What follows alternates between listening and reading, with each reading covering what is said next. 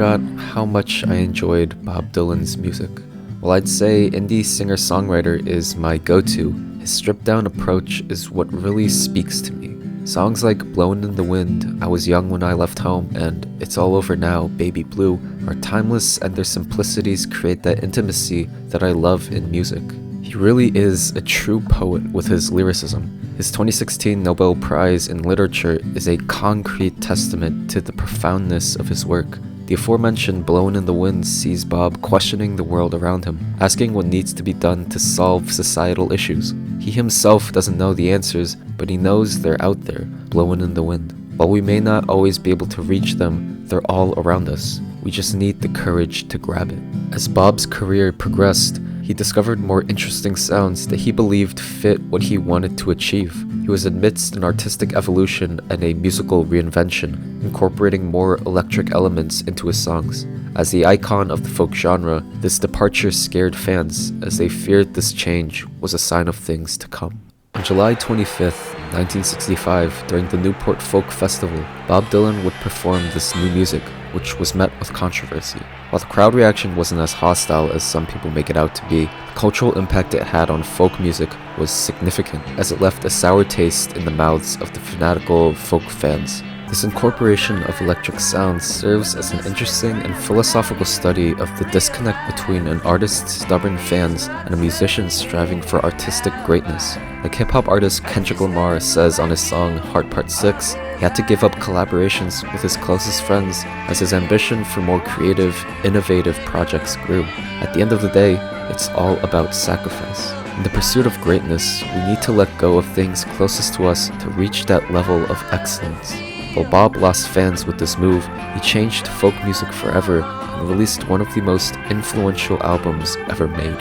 For such a fascinating topic, A Complete Unknown finds every way to butcher Bob Dylan's life with uninspired, uninteresting filmmaking, offering us nothing special. For a film about such an abstract and interesting figure, James Mangold directs with such lack of imagination, especially with the narrative. Watching the film felt like reading the Wikipedia page of his life. What's the point of adapting his story when you're essentially only checking off a list of his life moments? It's just a completely bland and unoriginal take on such a unique person. Everything about this film just screams mediocrity, even the performances. I love Timothée Chalamet, so this isn't a shot at him, but his performance is not as great as everyone says it is. Don't get me wrong, his singing is pretty solid, and the amount of time he committed to practicing all the different instruments and the overall singing is genuinely impressive. But the overall emotions of his performance are pretty bland and one note.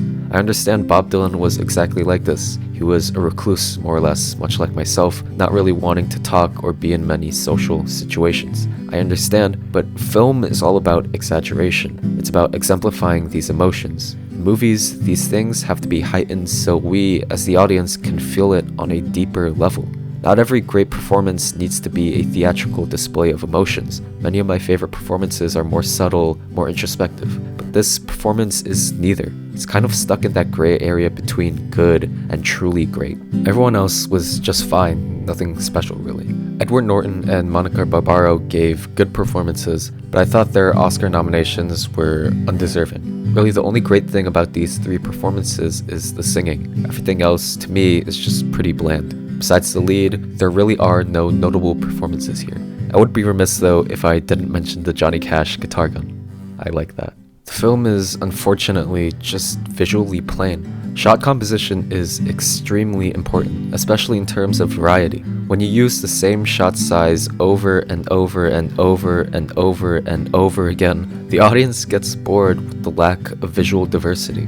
I would wager more than 75% of the shots in A Complete Unknown are medium shots, the most standard and neutral shot type in film. We as an audience need to see different images. If we don't, we lose interest and turn the thing off. Watching this film, each scene started to blend into each other. Part of great cinematography is the emotions a single shot can evoke within us. When you look at this shot from The Brutalist, what do you feel?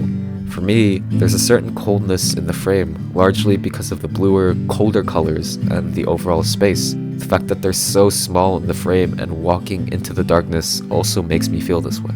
What about this shot from Dune Part 2? The muted colors don't really do it for me personally, rather, it's the overall staging. With how Paul Atreides is put in the center and how much space he holds compared to the Fremen, it symbolizes that overwhelming power he possesses. It screams victory and triumph. It exudes leadership and total control. Don't get me wrong, A Complete Unknown isn't the ugliest film I've ever seen. I like these shots in particular, but they are very far and few in between, and most importantly, they don't stay on screen long enough. Editing is a part of movies we don't always necessarily notice. It's an underappreciated part of filmmaking, but it's so important to get it right. If the film is constantly cutting between shots, it becomes distracting and takes us out of the illusion of the film. The timing seems off in A Complete Unknown in the most unusual ways. It's not as egregious as Bohemian Rhapsody, but it certainly isn't good. Sometimes it feels right and it holds on a given shot, sometimes it doesn't and it cuts constantly. In general, this is a safe film, following that classic Hollywood formula.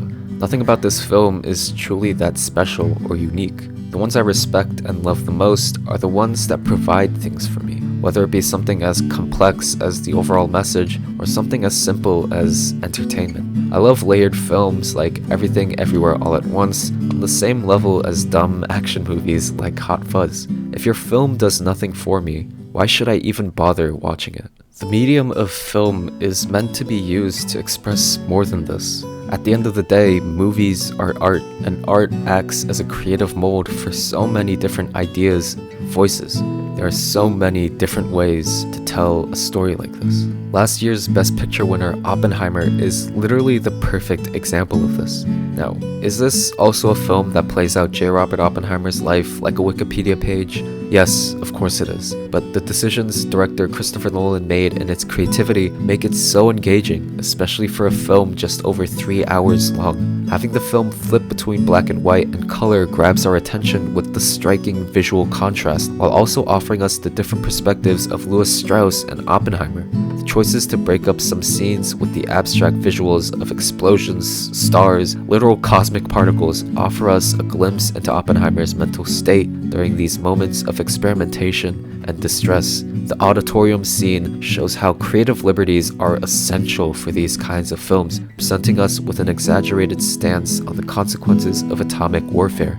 Oppenheimer proves that the biopic genre has so much potential and doesn't always have to be this formulaic, boring retelling. If you want to watch a film that really captures the essence of folk music while also providing a study on the cruelness of the industry, check out Inside Llewyn Davis, directed by the Coen brothers. They understand how to make incredible films while also using the medium to its fullest potential. This really is the best part about A Complete Unknown. It reminded me to watch a better film.